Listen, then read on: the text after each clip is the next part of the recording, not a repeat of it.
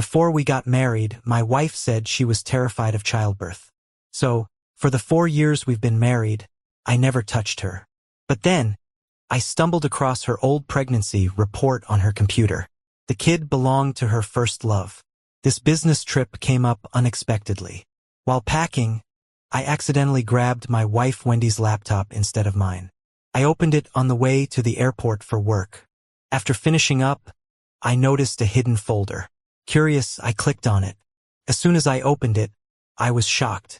It was filled with countless photos of a child, crying, smiling, drinking formula. As the child grew, I realized he looked incredibly familiar. It was Wendy's nephew, Calvin. I felt a sense of relief. Wendy often brought Calvin over to visit. But as I kept looking through, I stumbled across a pregnancy report. The name on it was Wendy's. That relief vanished in an instant. My anger hit the roof. I remembered before we got married when Wendy showed me a picture of a baby. Looking terrified, she'd said, "David, I don't want to have kids. The price is too high, and I'm scared I'd be a bad mom." I thought she just wasn't fond of kids, so I agreed. For 4 years of marriage, she prepared. Even when family pushed for kids, I took the blame. Nobody knew I never touched Wendy after marriage. I bit my tongue and endured it. I even supported her in bringing Calvin over to build affection and maybe grow a love for kids in her. But I never thought Calvin might be her own child. I ordered the driver to turn around and head home. When I got back, Wendy was on the phone, sounding cheerful. She froze when she saw me. "Why are you back?" she asked. I set my face straight and opened the laptop. "Explain," I demanded. Wendy looked confused as she moved closer. When she saw the photos, her expression changed instantly. "Honey, why are you going through my computer?" she asked. I scoffed. "If I didn't, I wouldn't have found this huge secret you kept." She sighed softly. "You're too worked up. Those photos and the report are my sister-in-law's," she explained. Apparently, her brother's girlfriend had gotten pregnant before marriage. To avoid gossip, they used Wendy's name for the medical records. She touched my back gently. I calmed down and realized I was too hasty. Her brother Mark was a bit of a player, having the child just after high school. So, discretion made sense. Given her family's preference for sons, using Wendy's name wasn't far-fetched. I let out a breath and hugged her. "Sorry, babe. My mistake." But on the flight, something still didn't sit right. There were maternity photos, though not professional, clearly taken with care. They were edited to hide the face, yet a memory nagged at me. I remembered a small birthmark on the lower back of the subject. Wendy had that birthmark. I got off the plane, feeling unsettled. Wendy's been acting oddly lately. We met 4 years ago when she was almost taken advantage of at my company. I helped her out, and afterward, she'd bring me breakfast and check in on me often. I fell for her fast. We didn't date long before we got married. I made sure she had nothing to worry about financially. She became a stay-at-home wife. Everything was taken care of by the housekeepers. But a month ago, she wanted a job at a cafe. I thought it was just a hobby. She'd always brewed coffee for me before work. Now it feels off. That trip was supposed to last 5 days, but I finished in 3 and came back early. I didn't tell Wendy. When I got home, it was chaos. It looked like we'd been robbed. Upstairs, I found men's shorts that weren't mine, and used condoms in the trash. I was stunned. If I didn't realize what had happened by then, I'd be a fool. I kept calm, pulled out my phone, and checked the front door camera. I'd never doubted Wendy until now. The cameras had been turned off. I went to the building management, claimed my car was stolen, and got a month's worth of footage. Seeing it was crushing. During my last 3 trips, Wendy brought the same man home. They used one of my cars with Wendy in the passenger seat, looking blissful. The man stayed out of view. I couldn't see his face. I recorded it on my phone. I didn't confront Wendy. I hired a private investigator. Soon, he sent me a video. Wendy and the guy were at our house, not even bothering to close the curtains. The man was chubby, unattractive. Wendy didn't seem to mind, eyes full of affection, arms around his neck. I couldn't identify the man from his back. Watching them kiss made me sick. I couldn't believe she'd do this, right under my nose. I thought I was better than the guy. I kept fit, careful with my appearance. Someone good enough for Wendy. I've been waiting for Wendy to come around. But she's with this guy instead of me. It's disgusting. I mean, I'm a bit of a well-known entrepreneur around here. I could offer Wendy status and stability. I just can't figure out why she'd cheat. I lit a cigarette, taking a deep drag. Told the detective to keep digging. And I started thinking of a foolproof plan. Even if Wendy is cheating, I can't let it ruin my reputation. When I got back from a business trip, the house was back to normal. Wendy acted all sweet, just like every time I come home. But I wasn't into it. In fact, walking into the bedroom made me feel sick. Imagining her and that guy in my home, in my bed, it's revolting. I couldn't step foot in the bedroom. That night, I made an excuse to work in the study, just watching the clock. Wendy was asleep. In the dim light, the marks on her neck were glaringly obvious. My fingers curled up in a fist unconsciously. This unfaithful woman. I shot her a nasty look, then grabbed her phone and went to the study. The password hadn't changed. She and that guy were being really sneaky about it. There wasn't much on the phone, but then I found something odd. The guy's silhouette looked like Wendy's coffee shop boss, Jason. I met him once when Wendy first started working there. I wanted to help her out, so I treated her boss to dinner. His coffee shop was small but cozy. Wendy seemed so interested that I decided to invest in them right away. Now that I think about it, I can't believe how gullible I was. I scoffed. The phone had nothing, but opening Wendy's cloud drive, I found a folder. Inside were pictures of Wendy, Jason, and Calvin. They looked like a family. I scrolled through them, feeling dead inside. There were also college graduation photos of Wendy and Jason. Back then, Jason was in better shape. I squeezed the phone tighter. I was beginning to understand the connection between Wendy and Jason. The next morning, Wendy woke up early like usual, making me coffee before work. She watched eagerly as I drank it. "How's it, honey? I learned a new recipe. Does it taste good?" I nodded without any emotion, then left for work. Lately, I've been zoning out at work. Always sleepy, and even the short drive to work could make me drowsy. I tried staying alert, but my work performance sucked, and my heart kept racing. Feeling off, I went to the hospital. After running some tests, the doctor looked concerned. "Are you taking any psychiatric meds?" His words blindsided me. I don't have a mental disorder, so why would I be on psych meds? These drugs have serious side effects if taken long-term. They could mess with your mind, maybe even break you. I felt a chill down my spine. Stop taking them immediately or you'll be in danger. I took a deep breath, leaving the hospital. I couldn't figure out who hated me enough to do this. Even business rivals wouldn't get close to me every day. Then it hit me, Wendy, and the coffee she makes for me every morning. My right eye twitched hard twice. Without alerting her, I planned to get the coffee tested the next day. But that afternoon, I stumbled upon something. From the moment we got married, a bunch of accident insurance policies were taken out on me. Wendy was the beneficiary on all of them. Scared of being caught without an explanation, she even took out some on herself later on. I remembered the night of our wedding. I was pretty wasted. Vaguely, I recalled Wendy having me sign a bunch of papers. Thought it was the booze messing with my memory, and Wendy just brushed it off when I asked the next day. Didn't think much of it.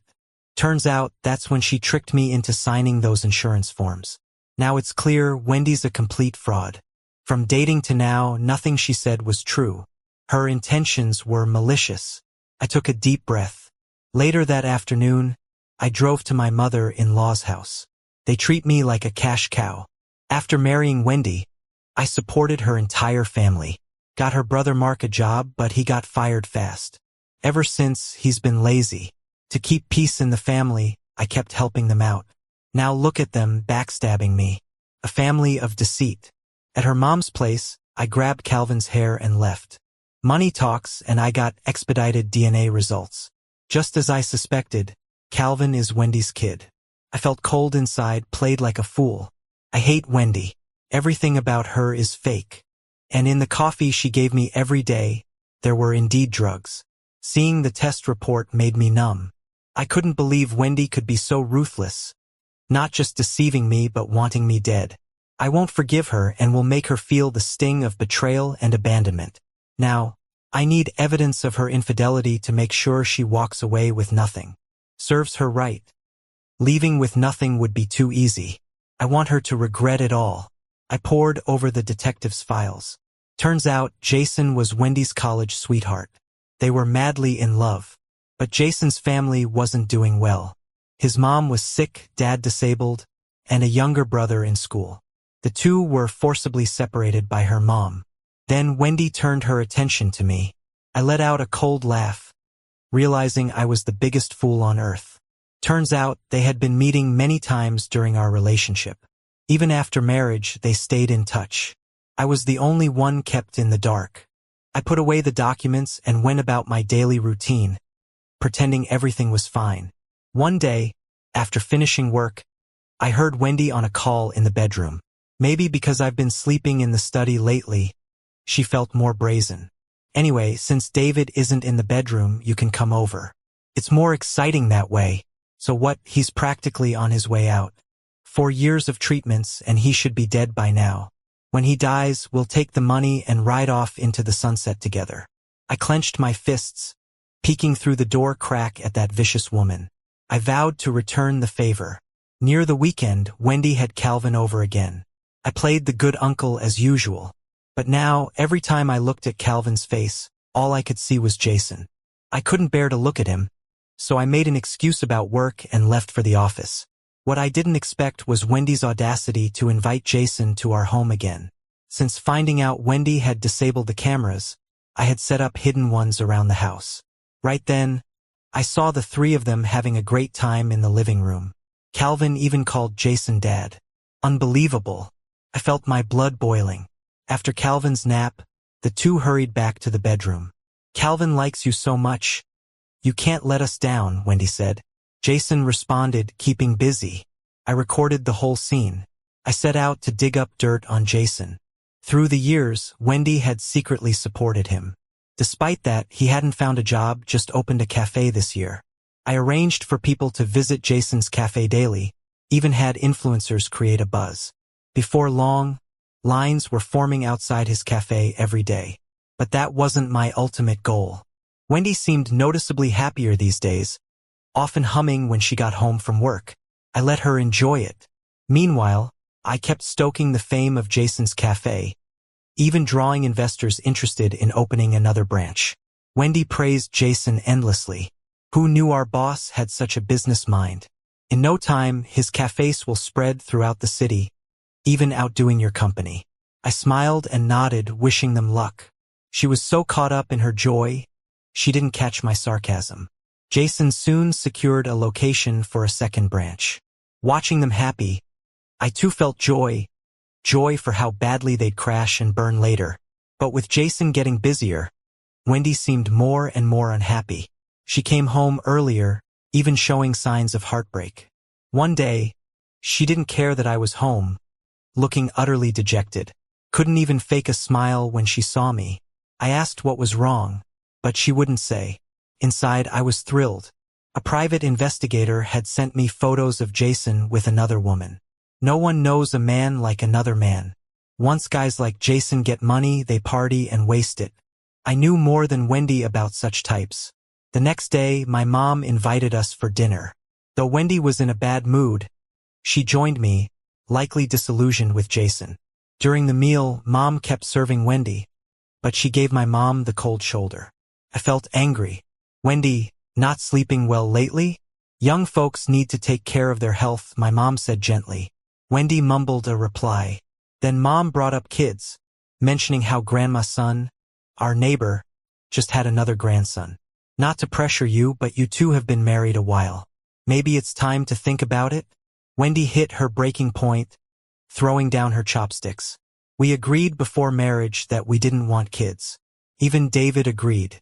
Don't start pressuring me now. I felt my face darken. What's that supposed to mean, Wendy? Now my mom can't say anything to you? They're expressing concern. As the younger one, you should at least listen, I snapped, unheard of in front of my parents. My mom was clearly shocked by Wendy's outburst. Our dinners usually featured Wendy's favorites, and my mom never meddled in our affairs, genuinely loving Wendy. Even handed Wendy 10% of her shares. I couldn't believe it still wasn't enough for Wendy. I don't need your nagging. Next time, don't call me over, she said, storming out. I was visibly upset. Even then, my mom took her side. Why argue? Let it go. This is your life. Today, I'm the one who spoke out of turn. I shook my head, comforting her. After dinner, Dad took me aside for a stern talk. Only after I promised it wouldn't happen again did he seem satisfied. Later, I booked full medical checkups for my parents and reserved a hotel in Sanya. At the dinner table, Mom seemed tired. I'm worried Wendy's crazy behavior is starting to involve my parents. They're not in the best health and can't handle too much stress. After that awkward dinner, Wendy went straight to Jason's cafe. Now she's acting like she owns the place. When she got home, she acted more confident around me. That night, she still gave me the cold shoulder. She kept trying to call Jason from the bedroom. When he didn't pick up, she threw a big tantrum. I didn't let it slide. I confronted her. I was firm, and she immediately softened. She hugged me, her face buried in my chest, sobbing, like she was the one being wronged. Honey, I've just been stressed lately. The cafe's been busy, and I've been on edge. Sorry. Is Mom okay? I'll call her and apologize. She pretended to pull out her phone. I knocked the phone out of her hand. No need. I'm just curious why you're so agitated this time. She froze and I smirked. I agreed not to have kids, but we're both healthy. It's a shame not to. Unless you have something to hide? I looked her up and down. Her panicked look made me laugh. No, honey, of course not. I didn't buy it. But you love kids. You're always bringing Calvin over. I can't figure out why you don't want one yourself. I then turned and went to the study. Wendy didn't come home that night. She said a friend needed help. Shortly after she left, I got a picture message. It was Jason hugging a girl outside a bar, with Wendy looking furious. Then there was a video. Wendy slapped the girl, and Jason slapped Wendy back. Wendy was shocked, then started yelling. This was more entertaining than any TV drama. Wendy didn't come home that night, and I enjoyed the peace. After that, she kept a closer eye on Jason. You know the saying, give a guy money, and he'll start to drift. Jason was the perfect example. As business boomed, he was out partying almost every night, taking Mark with him.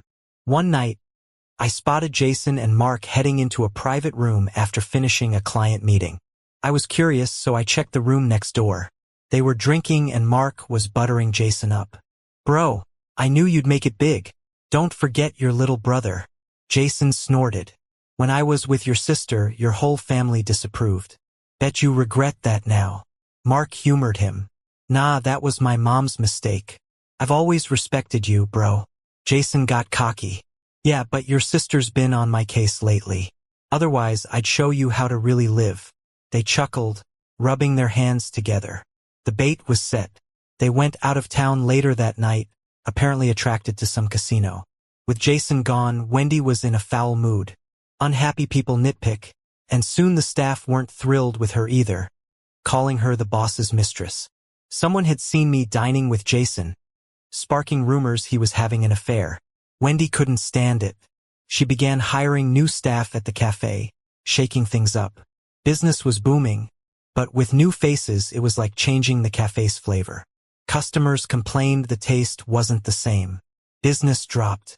When Jason returned, he was fuming. He stormed into the cafe and tore into Wendy. You're the reason I lost so much money. Who do you think you are? Wendy cried pitifully. Jason, have some heart. Without me, you'd be nowhere. Got a bit of cash and now you're arrogant, huh? I could ruin you. They fought in the kitchen. Wendy came home with bruises. I asked what happened, and she broke down. Honey, I won't work anymore. I'll be your housewife. You're the best, really. She sobbed, clinging to me. Knowing what's up, I could only offer a few words of comfort before heading to the study. That evening, Wendy brought me some soup, trying to be nice for once. Honey, you've been working hard. I had the maid make this soup for you. Try it and rest. She sat on my lap. I frowned slightly. After pretending to sip it, I started to send her off. Stop messing around and get to bed. I have more work to finish.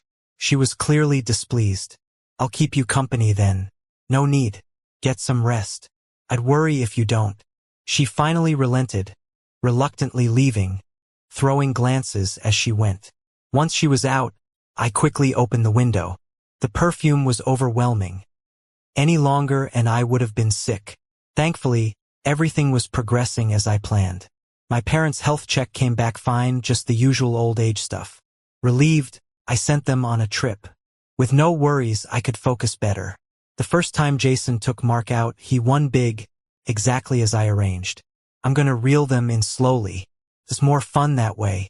Wendy hasn't stepped out of the house or gone to work in ages. The coffee shop's business is going downhill. Jason doesn't care at all, which makes Wendy even angrier. The distance between them keeps growing. But tonight, Wendy's in a noticeably good mood. I raised an eyebrow. When she couldn't hold back and went out that night, I knew what she was up to. Just this afternoon, the manager of the casino Jason went to told me Jason lost. He blew all the money he had won and everything from the coffee shop. What could he possibly want with Wendy? True to form, my bank notified me of a large expenditure that night. After I realized Wendy had been transferring money out over the years, I became more vigilant. I kept a close watch on her bank account activity. I'll remember this money for sure. The coffee shop is struggling, and the investors are starting to stir things up. They're demanding their money back. Even the renovation on the second store has stopped. Wendy's having a rough few days, but they can't come up with the money now. Wendy turned her attention to me, but I didn't give her the chance this time. Honey, my company's hit a bump with a project. Can you maybe sell a few of those designer bags I got you? Don't worry, once things turn around, I'll buy them back for you. She got anxious. The company is in trouble? What happened? I hesitated, finally saying I could handle it myself. But that left Wendy really uneasy. I've already set a spending limit on her card. She can't get any money out now. Jason's like a black hole and Mark isn't any better. Sure enough, her parents called me. David, are you busy? We're kind of tight on money. Can you help us out a bit? I pressed my lips together, a bit troubled. Mom, Dad, didn't Wendy tell you? They seemed puzzled. I pretended to feel guilty. I'm really sorry, but my company's project hit some issues. I wish I could help, but I can't. I sniffed for effect. Their tone changed right away. Isn't your company big? You promised when you married you'd support us for life. It doesn't matter. You have to come up with the money now.